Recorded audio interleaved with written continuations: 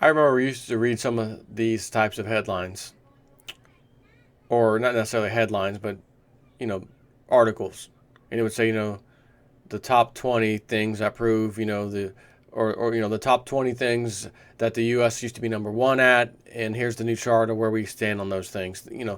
Top 10, top 20, top 25. Um, Now there's another one. The list has grown a hair. Top 58 facts about the U.S. economy from 2015, so very recently, that are almost too crazy to believe, from the Economic Collapse blog. He says this year the middle class, regarding 2015, of course, continued to deteriorate. More Americans than ever found themselves living in poverty, and the debt bubble that we are living in expanded to absolutely ridiculous proportions. Toward the end of the year, a new global financial crisis erupted, and it threatens to completely spiral out of control as we enter 2016. Over the past 6 months, I have been repeatedly stressing to my readers that so many of the exact same patterns that immediately preceded the financial crisis of 2008 are happening once again, and trillions of dollars of stock market wealth has already been wiped out globally. Some of the largest economies on the entire planet, such as Brazil and Canada, have already plunged into deep recessions, and just about every leading indicator that you can think of is screaming that the U.S. is heading into one. So don't be fooled by all the happy talk coming from Barack Obama and the mainstream media. When you look at the cold, hard numbers, they tell a completely different story. The following is a list of 58 facts about the U.S. economy from 2015 that are almost too crazy to believe. And I'm gonna read them to you. Number one, these days most Americans are living paycheck to paycheck. At this point, 62% of all Americans have less than $1,000 in their savings accounts, and 21% of all Americans don't even have a savings account at all. Number two, the lack of savings is especially dramatic when you look at Americans under the age of 55. Incredibly, fewer than 10% of all millennials and only about 16%, 16% of those that belong to Generation X have $10,000 or more saved up. Number three, it has been estimated that 43% of all American households spend more money than they make each month.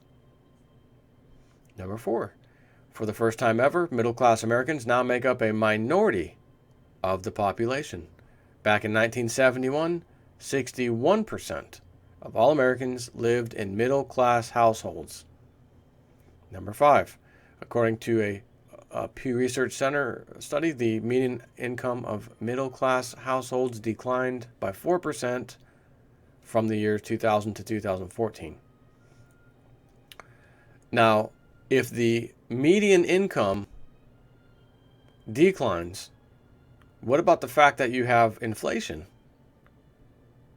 So from 2000 to 2014, if your income declined, that means you're making less now than you did in 2000 or the year 2000.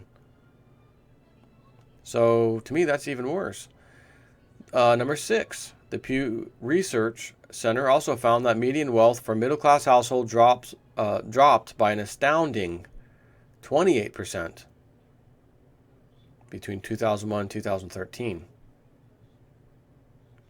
Number seven, in 1970, the middle class took home approximately 62% of all income. Today, that number has plummeted to just 43%. That's a sizable drop. Number eight, there are still 900,000 fewer middle-class jobs in America than there were when the last recession began. But our population, of course, has gotten significantly larger since that time. Number nine, according to the Social Security Administration, 51% of all American workers make less than $30,000 per year. And I see that, and I'm in kind of awe. How do people survive? Number 10, for the poorest 20% of all Americans, median household wealth declined from negative $905 in 2000 to negative $6,029 in 2011. from negative 900 to negative 6,000. From 2000 to 2011. Wow. Number 11. A recent nationwide survey discovered that 48% of all U.S. adults under the age of 30 believe that the American dream is dead. That's sad, but it's positive for one reason, and only one reason. The fact that a recent nationwide survey discovered that 48% of all U.S. adults under 30 believe the American dream is dead.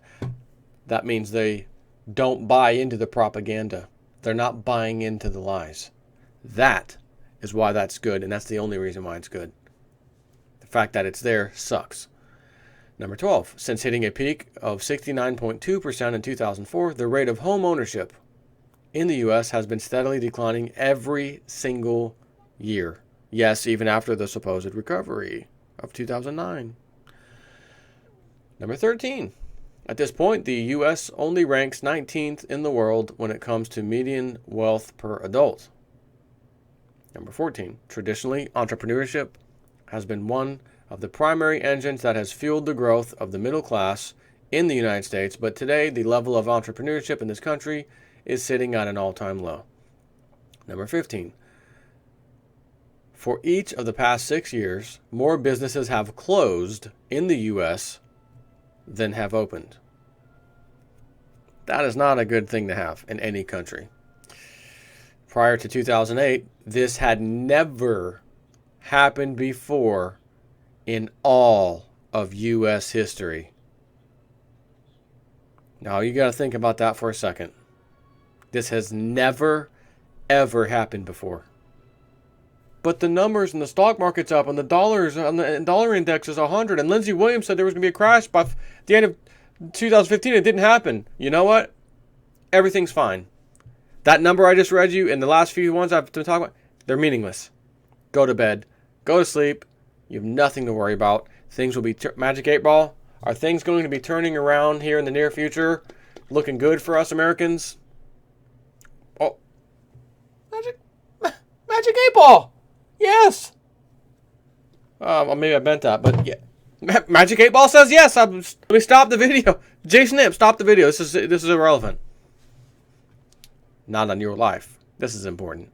This is just useful information. In case anyone was out there who really thought these numbers that were shown by the government and the media are real, real numbers. It's trash. It's fake. It's made up. Why is it every time that these numbers come out, months go by, revision? Oh, previous job report, that was good. It's actually bad. Revision. Oh, and that one was a double revision. Was that 80s song? Ooh, double revision. Double vision. But Jason Nip 4's version will be double revision. Not only a revision, but you're getting a double revision because it sucked even worse. But then once it comes out, media doesn't talk about it. There's no, there was a revision today. Nope. Gone. No need to talk about that. We blast the great job numbers and the employment numbers are up and up. Double revision and a third revision and up. Numbers sucked. No one talks about it. Don't worry about it. Move on. Number 16, if you can believe it, the 20th wealthiest people, I'm about to say the 20 wealthiest people in this country now have more money than the poorest 152 million Americans combined. Let me read that again for you, in case it's in like shock mode right now. If you can believe it, the 20, 10 and 10. 20th, here we go again. 20 wealthiest people in this country now have more money than the poorest 50%, basically. 152 million Americans combined. Where's that American flag at? Proud to be an American. I hope I could like sing that one day and Hulk Hogan like jumps through my green screen behind me and rips his shirt off. and then has a something hit him, like, that that old theme song of mine used to be relevant. Now I can't stand to hear it because this damn J Snip 4 guy keeps using it and waking me up and to all these things I used to love about my country. Speaking of Hulk Hogan, that's a prime example of a man able to live the American dream. When I was a kid in the 80s, oh, Hulk Hogan, man, the best, oh, wrestling, oh my God, right? Loved it. Oh, the Iron Sheik, he cheated, he kicked him in the head, he's bleeding, he had those sharp boots. Come on, ref, I know you saw it. It was all fake. I didn't know that as a kid. Kind of like politics. It's all fake. Just like wrestling. Exactly like wrestling. And then you figure it out one day. Hopefully you figure it out one day.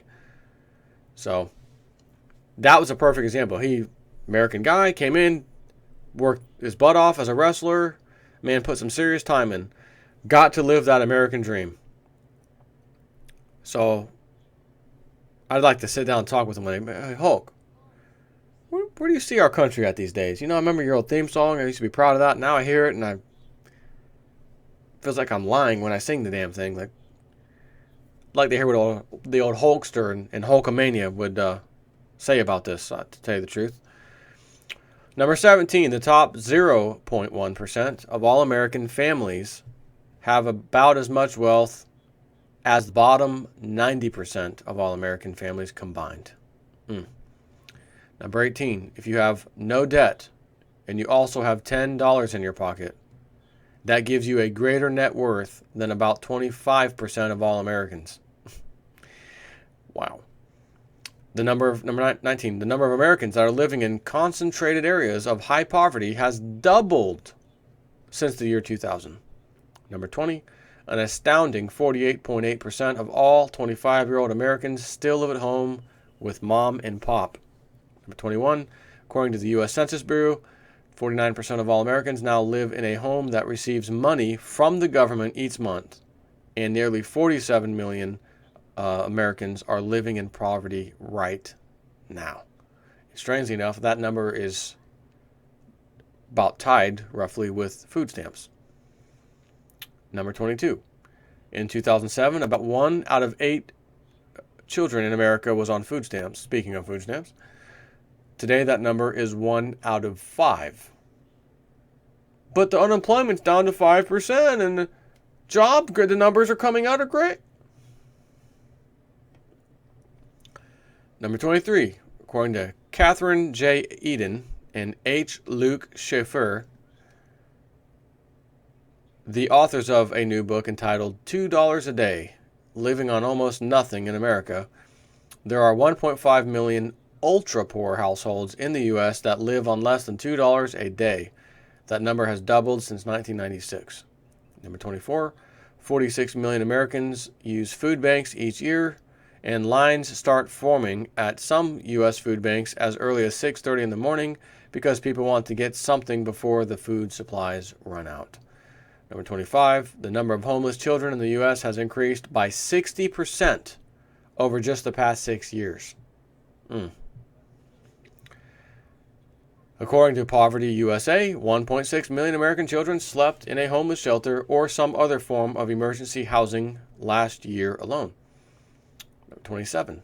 Police in New York City have identified 80 separate homeless encampments in the city, and the homeless crisis there has gotten so bad that it is being described as an epidemic. Number 28. If you can believe it, more than half of all students in our public schools are poor enough to qualify for school lunch subsidies. Number 29. According to a Census Bureau report that was released a while back, 65% of all children in the U.S. are living in a home that receives some form of aid from the federal government. Number 30. According to a report that was published by UNICEF, almost 1/3 of all children in this country live in households with an income below 60% of the national median income. Number 31. When it comes to child poverty, the United States ranks 36 out of the 41 wealthy nations that UNICEF looked at. Now let's think about that damn number. They only looked at 41 of the top wealthiest nations. and we're 36 out of 41, you would think, this is America. I thought this was America. We're number one. We had a couple recessionary issues. We're number 3, 4, or 5. No, you're 36. You're light years away in what you thought. You could travel to another planet and back and be right compared to what that answer was. You thought you were 1, 2, 3, 4, or 5? No, you're 36. How's that work out?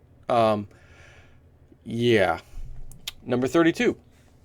An astounding 45% of all African American children in the U.S. live in areas of concentrated poverty. Number 33. 40.9% or 41% of all children in the U.S. that are being raised by a single parent are living in poverty. Now, you wouldn't be too surprised to find, to see that, well, a single parent's going to struggle. Yeah, anywhere. But again, this is America. Thought this was America. There are 7.9 million working age Americans that are officially unemployed right now, and another 94.4 million working age Americans that are considered to be not in the labor force. When you add those two numbers together, you get a grand total of 102 million working age Americans that don't have a job right now. And if there's only 300 million Americans and 100 million of them are working age, how many are we going to say are not working age, are elderly? There's definitely a percentage there. But even if we included the elderly and said they were somehow in this mix, that's a third of the population that's not working. Currently, that's a third. And again, if you remove the elderly and say, well, what's left? Let's just say the elderly made up 100,000, or 100 million. Working age and all that right there, 102 million. We'll round that off to 100 million. And then the other half of the citizens are already working. So we got rid of the 100 million elderly. That would still, you have, again, assuming what's left of working Americans, still, I guess my math is still showing me a third. If you have 100 million people working and 100 million people not working, that's 50% of the workforce not working. But we have this additional, what I'm assuming, I just made this number up, so I don't know how accurate it is, another 100,000 that are retirees, right, that aren't supposed to be working. That is where the third comes from. So in either case, if we didn't have that and it was just half, of course, that'd be 50% unemployment, but that's not going to be the case at all. So my best example is literally the third. The favorite Freemason number, 33.3, right? Or 33. A third. An absolute third. Where were we at with this one? Number 35. According to a recent Pew survey, approximately 70% of all Americans believe that debt is a necessity in their lives. Number 36. 53% of all Americans do not even have a minimum 3-day supply of non-perishable food and water at home. Number 37, according to John Williams at shadowstats.com, if the U.S. government was actually using honest numbers, the unemployment rate in this nation would be 23%. I just told you my bozo analysis was the third. That's closer to a quarter, obviously, but again, I knew mine was what was off anyways. And who knows what he's thinking? He may be being generous with 22.9%. Number 38. Back in 1950, more than 80% of all men in the U.S. had jobs. Today, only about 65% of all men in the U.S. have jobs. Number 39. The labor force participation rate for men has plunged to the lowest level ever recorded. Number 40. Wholesale sales in the U.S. have fallen to the lowest level since the last recession. 41. The inventory to sales ratio has risen to the highest levels since the last recession. This means that there is a whole lot of unsold inventory that is just sitting around out there and not selling. And I'm assuming inventory to sales, well, I guess that's everything. I was thinking maybe just speaking of housing, but it's just inventory, just stuff.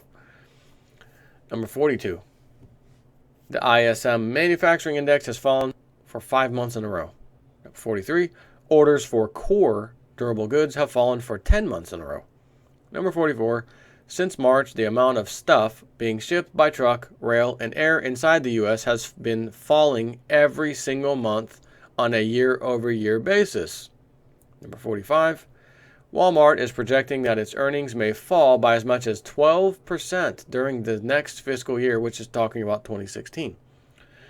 Number 46, the Business Roundtable's forecast for business investment in 2016 has dropped to the lowest level that we have seen since the last recession. Number 47, corporate debt defaults have risen to the highest level that we have seen since the last recession. This is a huge problem because corporate debt in the U.S. has approximately doubled since just before the last financial crisis. Number 48, holiday sales have gone negative for the first time since the last recession. Number 49, and again, there's a total of 58. Number 49, the velocity of money in the U.S. has dropped to the lowest level ever recorded. Not even during the depths of the last recession was it ever this low. Again, you have to sit in awe. 5% unemployment, jobless numbers are great. This is what I call the fundamentals, the data, the real numbers. The government can fudge anything it wants to. I was reading on a forum today that someone on food stamps who was getting $227 a month just got basically a notice, oh, by the way, you get $180 now. Something like that. Just out of nowhere. Little budget cut there, if you will. Number 50. Barack Obama promised that his program would result in a decline in health insurance premiums by as much as $2,500 per family. But in reality, average family premiums have increased by a total of $4,865 since 2008, practically doubling what he said you would save. Today, the average U.S. household that has at least one credit card has approximately $15,950 in credit card debt. I gotta say, that's a lot of debt to be in. I don't know if we were ever in my life that high in debt like that with cards and whatnot. Number 52, the number of auto loans that exceed 72 months. You know, remember the old 60-month thing? You know, the 5-year normal ones? Some of you maybe remember, I remember we used to do 3 years too. No, those days are over. 5 years, 60 months. Now they've got 72 months, and they even have some that exceed it now, apparently. The number of auto loans that exceed 72 months has hit an all-time high of 30%, 29.5%. So you're telling me that the number of auto loans that exceed 72 months is at 30%? You now have 6-year loan on a car. What's next? 7-year? Yeah, why not? And you're still paying on it. Unbelievable. Number 52. The number of auto loans that exceed 72 months has hit an all-time high. Oh, I just see that one. 53. According to Dr. Housing Bubble, I kind of like that name, Dr. Housing Bubble. That's great. There have been nearly 8 million homes lost to foreclosure since the home ownership rate peaked in 2004. Number 54, one very disturbing study found that approximately 41% of all working-age Americans either currently have medical bill problems or are paying off medical debt. And collection agencies seek to collect unpaid medical bills from about 30 million of us each and every year. 55. The total amount of student loan debt in the U.S. has risen to a whopping $1.2 trillion. And by the way, I believe it's closer to $1.3 trillion now. If you can believe it, that the total has more than doubled over the past decade. I don't have to believe it. I can see it. We know this. Thanks to stats just like this. Number 56. Right now, there are approximately 40 million Americans that are paying off student loan debt. For many of them, they will keep making payments on this debt until they are senior citizens. Got to go to college. Got to send my kid to college, man. I'm going to wish a lot of people luck with that. Once upon a time, yeah, good, great. That made sense. And I did a little story a while back, which I did years ago, and I mentioned I did it years ago, and I was going to do it again, and I found the email and read it. It had like, Steve and Bill were 16 years old, and or about 18, whatever. They're about to go to college, and one decided I'd rather just start working right now, so I'll get a regular job, take that money and invest it in the market, it's in the retirement, and then just work the rest of my life until I'm ready to retire. The other one took the money. I'm going to put that towards student loan and still have more student loan debt to pay off, of course, because $16,000 ain't going to get you an education, but at least helped. So by the time he got out of school, got his job, had to pay back the loan partially while simultaneously taking some of his money and putting it into his own investment, retirement. And he did make more money than the first guy. By the time they retired, the guy who didn't go to college, who took the $16K and invested it, had like 3 times more retirement money to play with than the guy that went to college. And this story was from years ago. Number 57. When you do the math, the federal government is stealing more than $100 million from future generations of Americans every single hour of every single day. And that's when it says it's official, more than $1 trillion a year will be added to the debt during Obama's presidency. And the debt was around 9-something trillion when he took office. And remember, Bush was walking out, he was walking in and went to 10, right? He's been in there. This will be his 8th year. $17 trillion of debt would be $1 trillion a year for Mr. Obama. And let's say it was 10 because Bush was walking out and he was walking in. So 10 plus his 8 years would be $18 trillion in debt. That's funny. That's exactly where we are right now. That's exactly where we are right now. So that's a fact. And finally, number 58, an astounding $8.16 trillion has already been added to the U.S. national debt while Barack Obama has been in the White House. It's actually a little more than that.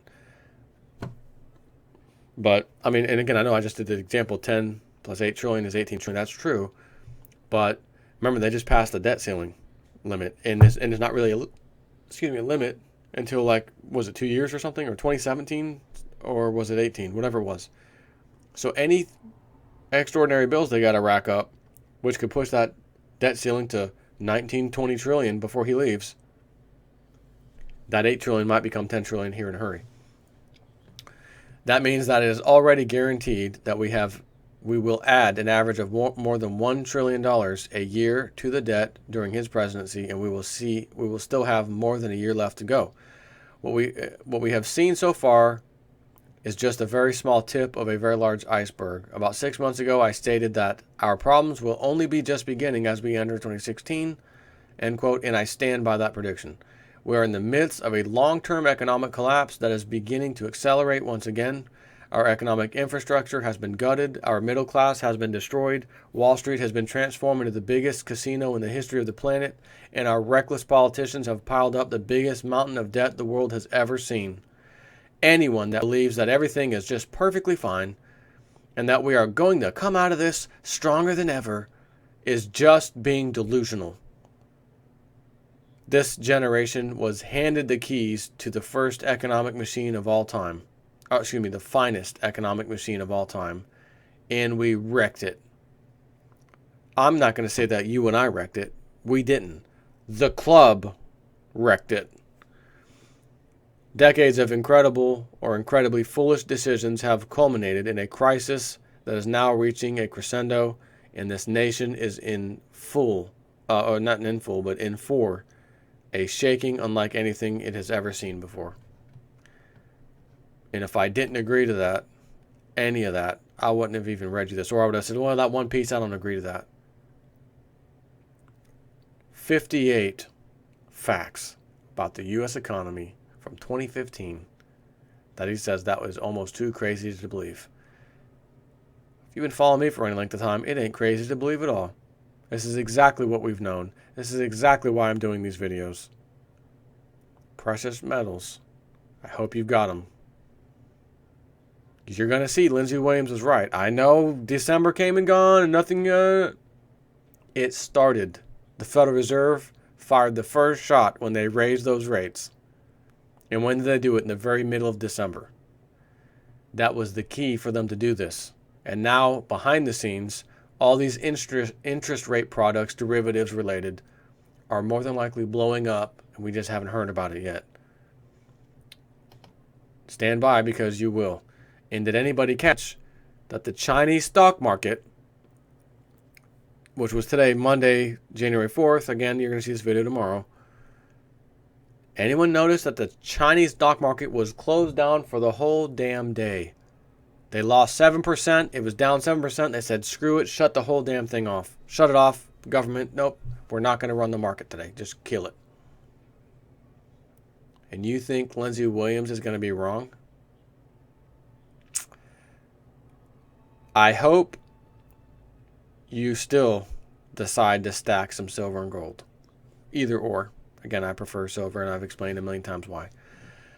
Take care.